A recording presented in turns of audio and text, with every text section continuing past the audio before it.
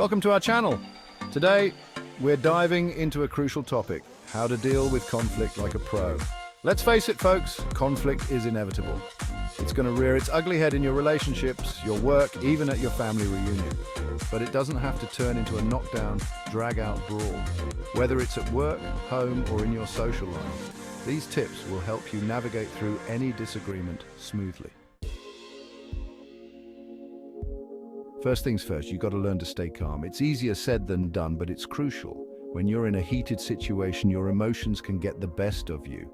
Staying calm is the first step to handling any conflict effectively. When that anger starts bubbling up, it's like throwing gasoline on a fire. Your heart races, your palms get sweaty, and your mind starts to cloud.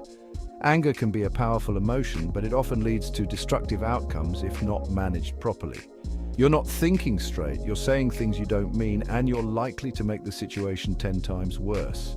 Words spoken in anger can leave lasting scars, and actions taken in the heat of the moment can have long-term consequences. Take a step back, folks. Take a deep breath.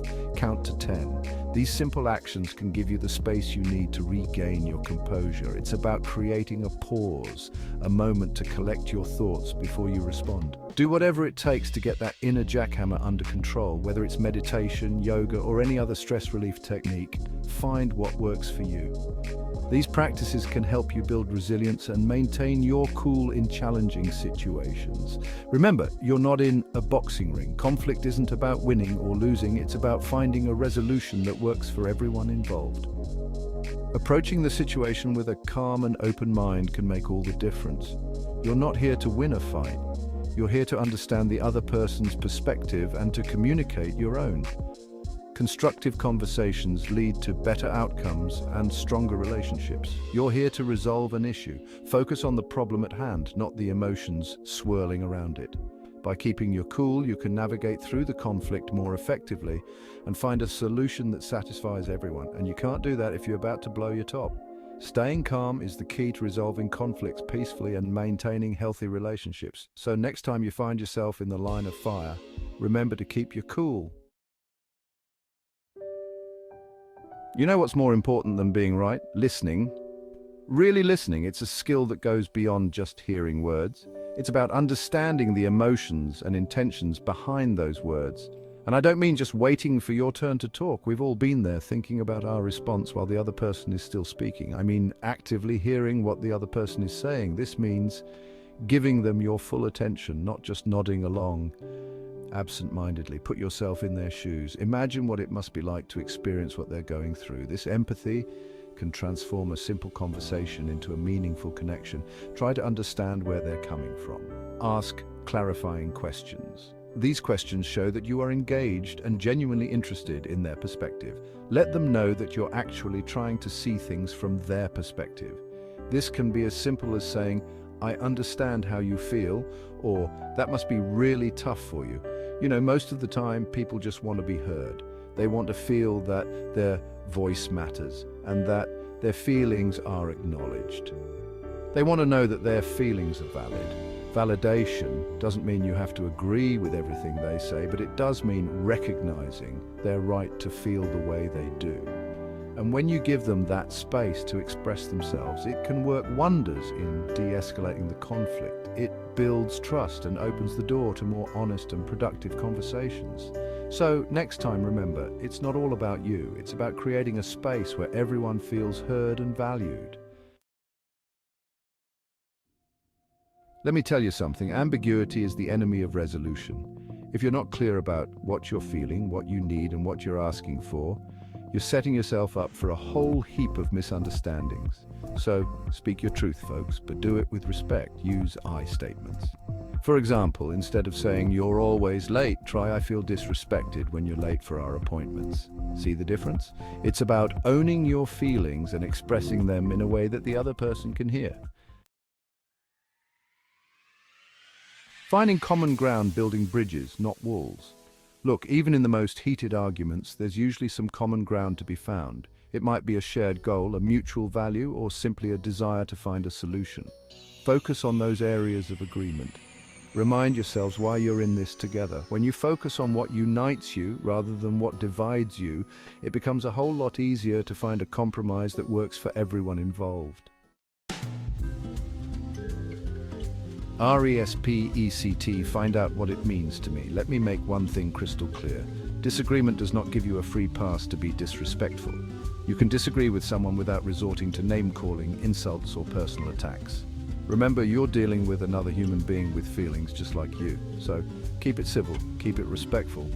And if you feel like you're about to cross that line, take a time out, walk away, cool down, and come back when you can communicate like a grown-up. Stay focused. It's about the issue, not the person. In any professional setting, conflicts and disagreements are bound to arise. It's a natural part of working with others. However, how we handle these conflicts can make all the difference in maintaining a productive and positive work environment. Listen, it's easy to get caught up in the heat of the moment and start throwing blame around like confetti, but that's not helpful. In fact, it's counterproductive. When emotions run high, it's crucial to take a step back and remind yourself that the goal is to resolve the issue, not to attack the person. Instead of focusing on who's right and who's wrong, keep your eyes on the prize, resolving the issue. This means actively listening to each other's perspectives and understanding the root cause of the problem. By doing so, you can work together to find a solution that benefits everyone involved. What are the specific actions or behaviors that are causing the conflict? Identifying these can help you address the real issues at hand rather than getting sidetracked by personal grievances. It's about being objective and focusing on the facts and what can be done to address them. Brainstorming and collaborating on potential solutions can lead to innovative and effective outcomes. Remember, two heads are better than one, and a team effort can often yield the best results. Remember, you're on the same team here. Working together towards a common goal can strengthen your relationships and build trust among team members. Celebrating small victories along the way can also boost morale and keep everyone motivated. Your goal is to find a solution that works for everyone, not to declare a winner and a loser. In the end, resolving conflicts effectively can lead to a more harmonious and productive work environment where everyone feels valued and heard. So, next time you find yourself in a disagreement, remember to focus on the issue, not the person. Solution-oriented, stop the blame game. Here's a newsflash. Dwelling on the past is about as useful as a screen door on a submarine. It's not going to change anything. What's done is done.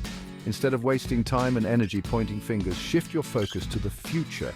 What can you do differently next time? What steps can you take to prevent this from happening again?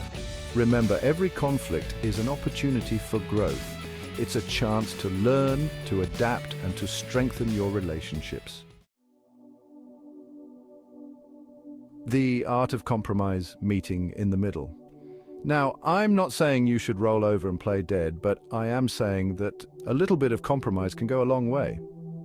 It's about finding a solution that meets both of your needs, even if it's not exactly what you had in mind. Be willing to give a little to get a little. Remember, a successful compromise is one where both parties feel heard, respected, and reasonably satisfied with the outcome. When to call in the Cavalry, knowing your limits. Look, I'm all for working things out yourselves, but sometimes you need a little help from the sidelines. If you've tried everything and you're still stuck in a rut, don't be afraid to call in a mediator, a therapist, or a trusted friend.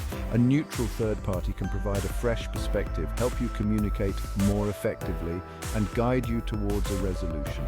Remember, there's no shame in asking for help. In fact, it's often the smartest thing you can do.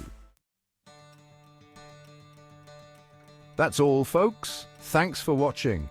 If you found these tips helpful, don't forget to like, share, and subscribe to this channel for more insightful, informative videos like these. Oh, remember, conflict is a part of life, but it doesn't have to control you. By staying calm, communicating clearly, and focusing on solutions, you can navigate even the toughest disagreements with grace and confidence. See you next time. Shalom.